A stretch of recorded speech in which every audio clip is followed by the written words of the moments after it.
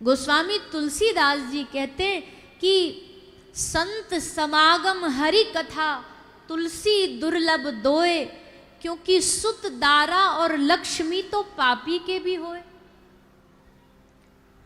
धन तो किसी गलत काम करने वाले के पास भी हो सकता है। बहुत दुनिया में हमने ऐसे लोग देखे, धंधा गलत है उनका, काम गलत है उनका, कमाई का जरिया गलत है उनका, पर उनका जीवन देखो क्या ठाट बाट से जीते। बढ़िया घर है, बढ़िया लोग हैं, आगे पीछे आलीशान गाड़ियां चलती हैं, तो क्या आप ये कहोगे कि ये बड़े भाग्यशाली हैं, इन पे भगवान की कृपा है?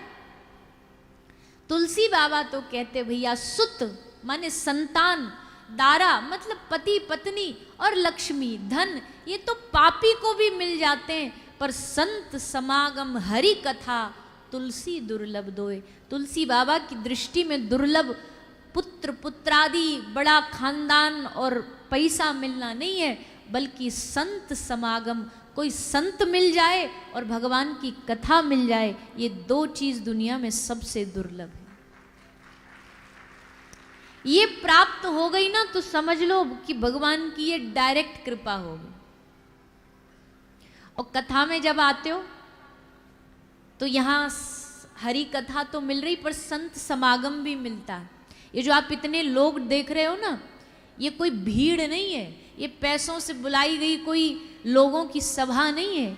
यहाँ जो लोग आए ना, ये सब भगवान के भक्त हैं, वैष्णव हैं, और इनमें से दो चार वैष्णव तो इस कैटेगरी के भी होंगे कि हमको लगता है कि व्यासपीठ पर जो कथा कह रहा है उससे भी उनकी स्थिति ऊंची होगी भक्ति में, भजन में। और ऐसे महापुरुष का अगर कहीं भीड़ की धक्का में, मुक्की में कहीं स्पर्श हो जाए, कहीं छूना हो जाए, या उनकी दृष्टि हम पर पड़ जाए, तो भैया उनकी दृष्टि पड़ने से ही हमारे जीवन का कल्याण हो जाएगा। कोई इतनी भीड़ में से ऐसा तो है ना किसी से तो स्पर्श हो गई होगे, धक्का तो लगेगा ही लगेगा। वो अलग बात है कि अब हमने कह दिया तो जानबूझ के ना छूते घूमना सबको। व्यास जी ने कहा है कि क्या पता किस वैष्णव को स्पर्श करने से क्या मिल जाए, अपने आप स्वतः। कथा में देखो कितना आनंद होता है। हम कहते हैं कितना एकता है कथा में, यहाँ कोई जाति पाति धर्म संप्रदाय नहीं, सब मिल बांट के एक साथ बैठ के कथा सुनते हैं। कथा में बैठ गए, अब इतनी भीड़ है, जगह नहीं है, और हम ऊपर से और बोल देते हैं और नज़दीक आ जाओ, जगह है तो आगे आ जाओ, जगह है तो आगे आ जाओ।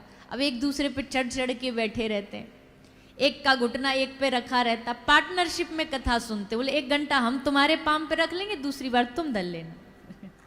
इतनी पार्टनरशिप चलती है यहाँ, बढ़िया।